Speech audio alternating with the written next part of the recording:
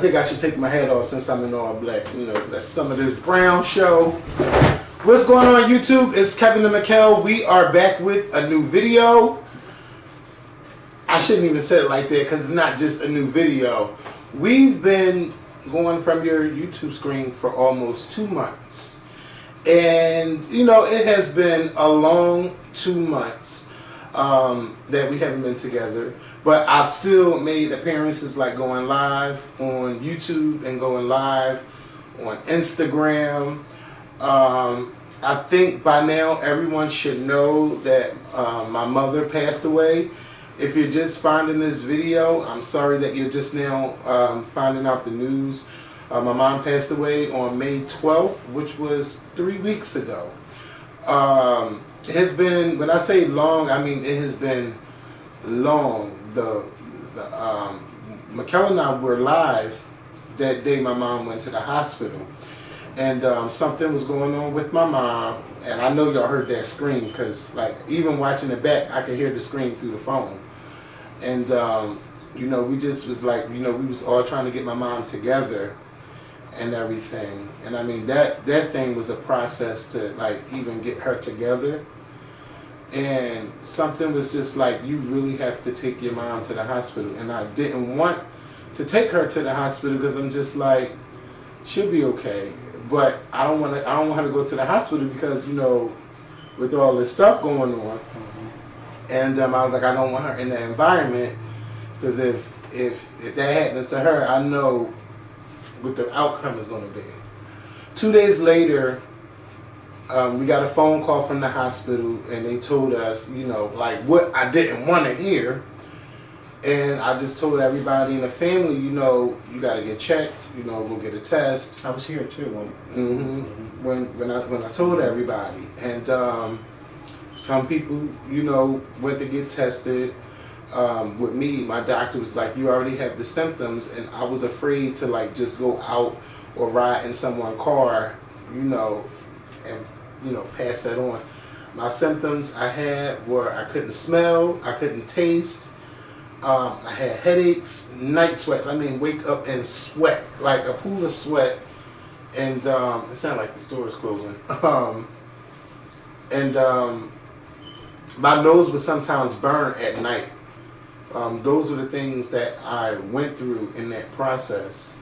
My nephew, he just had it really, really bad. It was like he was like walking like an old man.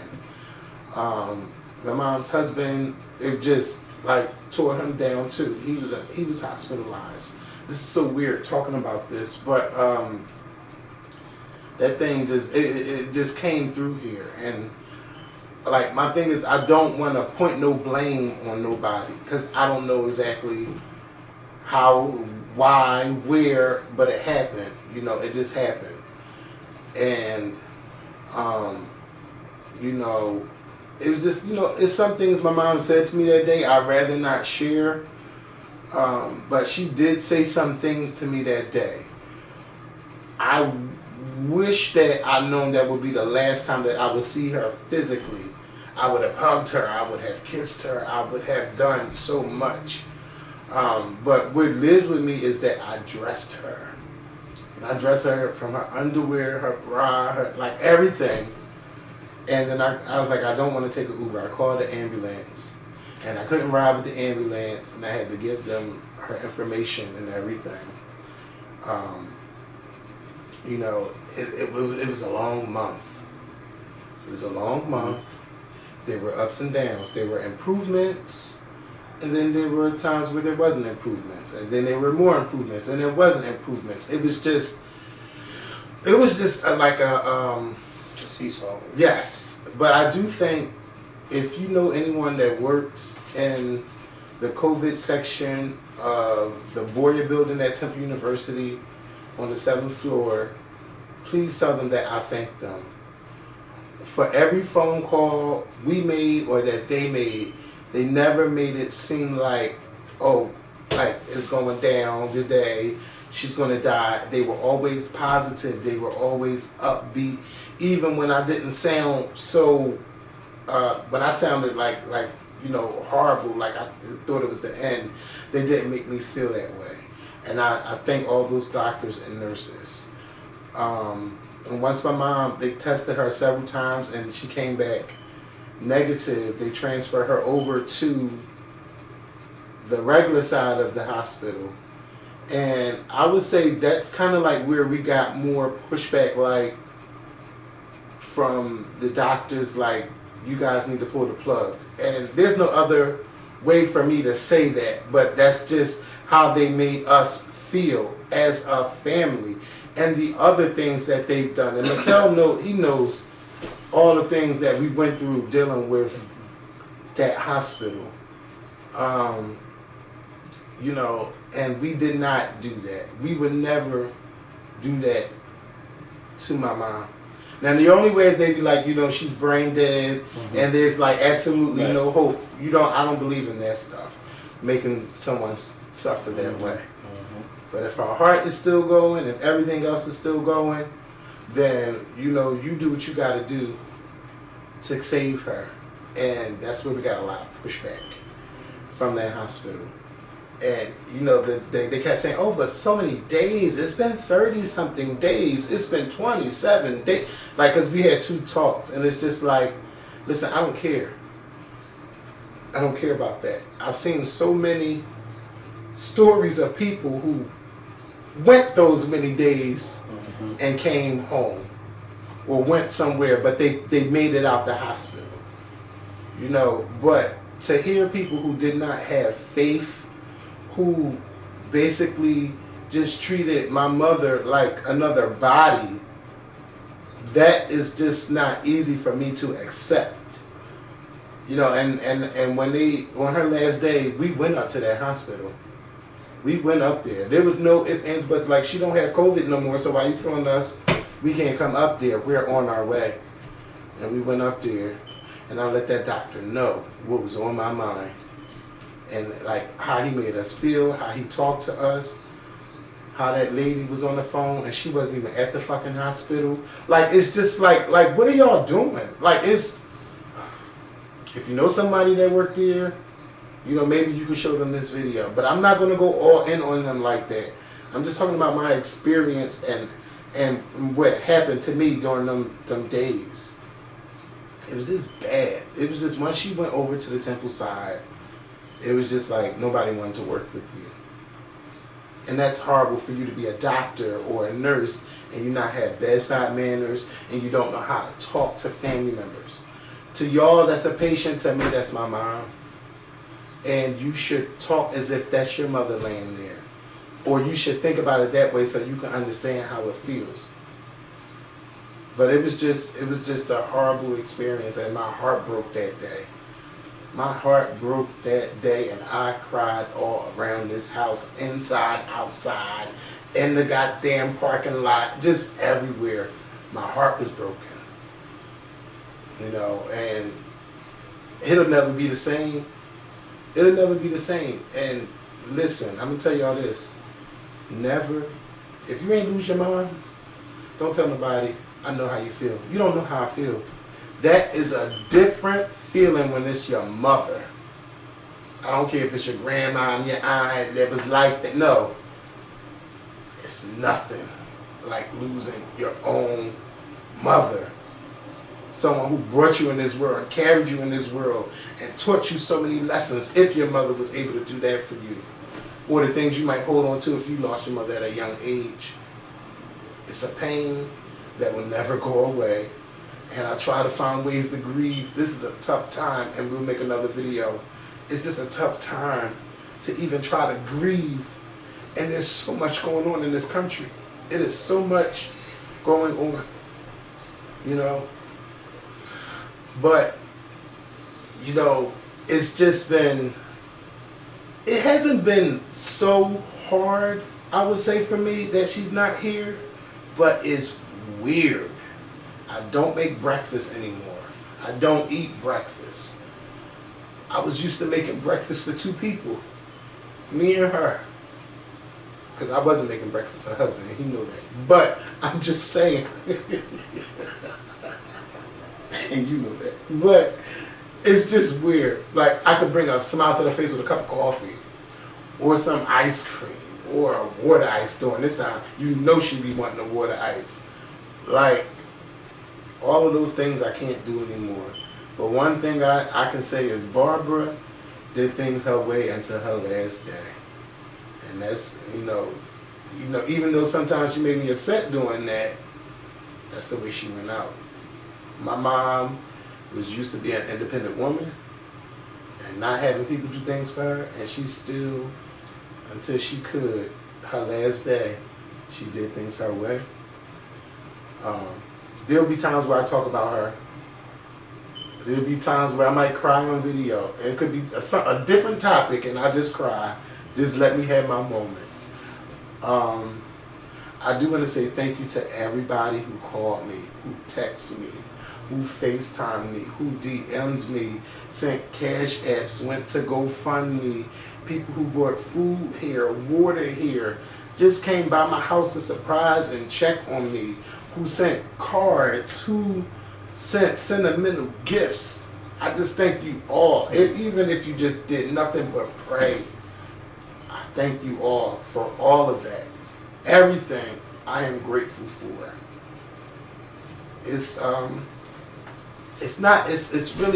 It really hasn't been that hard. Or maybe, I don't know if I can't say like it just didn't hit me. No, because it hit me that last time when I walked to her casket. Because I was in that room, I was fine. I went over to her, said good morning, and all of that stuff. But when it was that last time, I knew before that casket closed, I lost it a little bit. And I had to get myself together. And I put, the Skorpion Show pins that we had, I put that like right in the middle of her chest. So, she will always have something from this show forever. Or will be with her body forever. I thank my friends for coming to see me.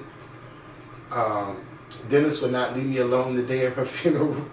Like, he would not leave. And I want to be left alone. Like, I really wanted to be left alone. And, it's okay. It's all right now.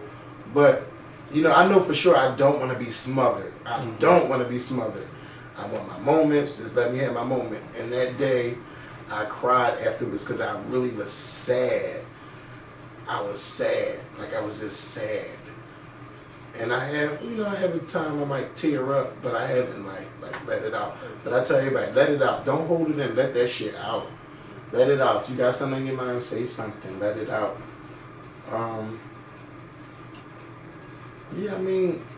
don't know, what else to say.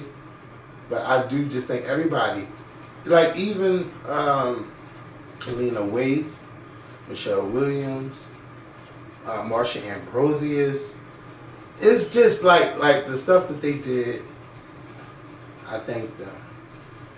I think, I can't name, every person, but everybody to me, I want y'all to know that everybody to me has been the same. No one did anything different from anybody else, and some people were asking that, and I tried not to highlight that. I just say thank you, and I wish I had better words to say than thank you, but that's where my heart is, and I do feel like I've changed.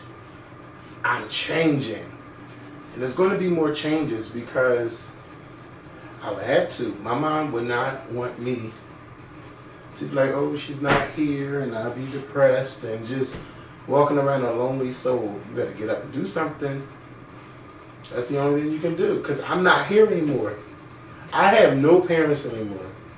I have to take it one day at a time, and I have to take care of me. I have no responsibilities. I only have myself. I have my family, but technically I only have myself. I have no children. I have no spouse. It's just me. And I don't want to be selfish, but it's time I take care of me. I have to. My health, everything. And I know what it's like to sacrifice my own life for somebody else. I know that, and I love doing that because that's my mom. That was my mom. She is my mom. I would do it again. And even if my father was in that same state, I would do the same thing. They helped bring me here. And it's tough. If you're a caregiver, I know how tough it is. It's fucking tough. It's even tough. It's tougher when you live with a bunch of people who did not do the things that did it the way you would do it. It's tough. And that's no dig. It's just the truth. That's just how I feel. Mikhail, can you talk for a second? I don't know what you want to say, but listen. I'm just sitting here and letting you do you. You know, it's nothing. You know. Yeah, I mean, you know, it was a good distraction. I will say, because I want to bring this up. Yeah, I had a good distraction doing my lives on YouTube because we listen to music, and on Instagram Live we would talk about sex, and different people would come through and just talk, and I mean, it was fun.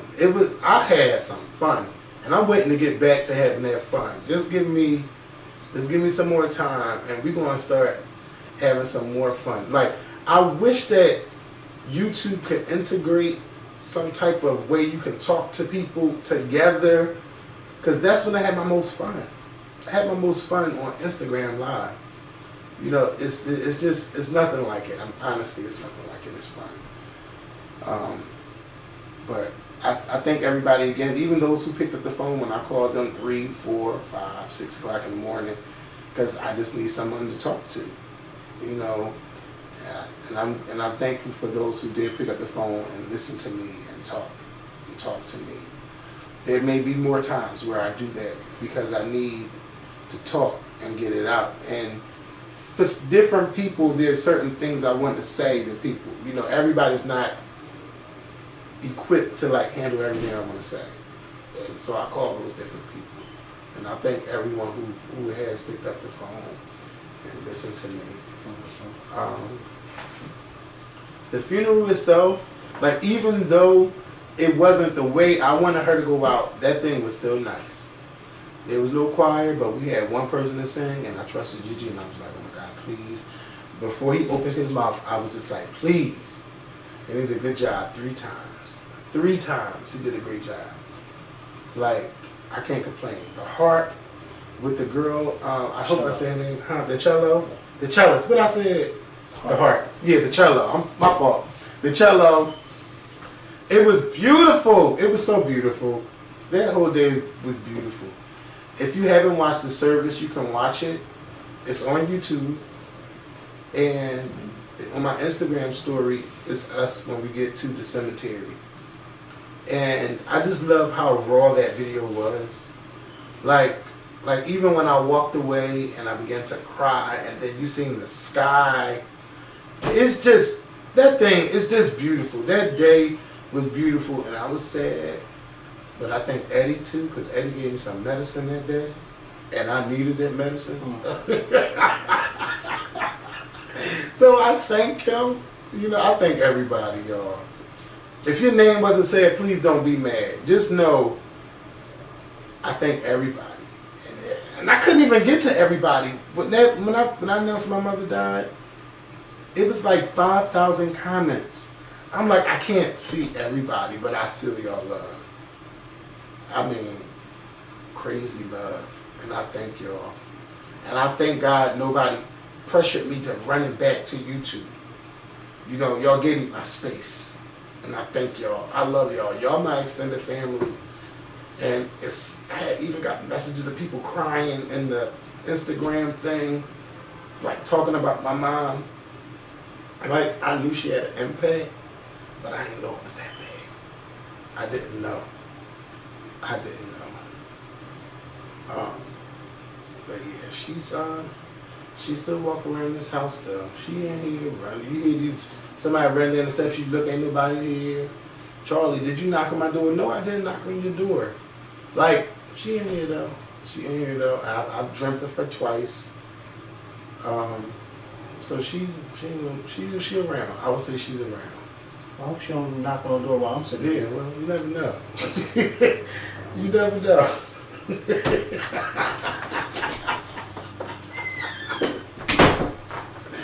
Oh God. But I just wanted to make this video to say that now we are moving on into part 2. And in part 2, we're going to discuss what's going on in our country right now. So I'm going to stop this and then we'll be back for part 2.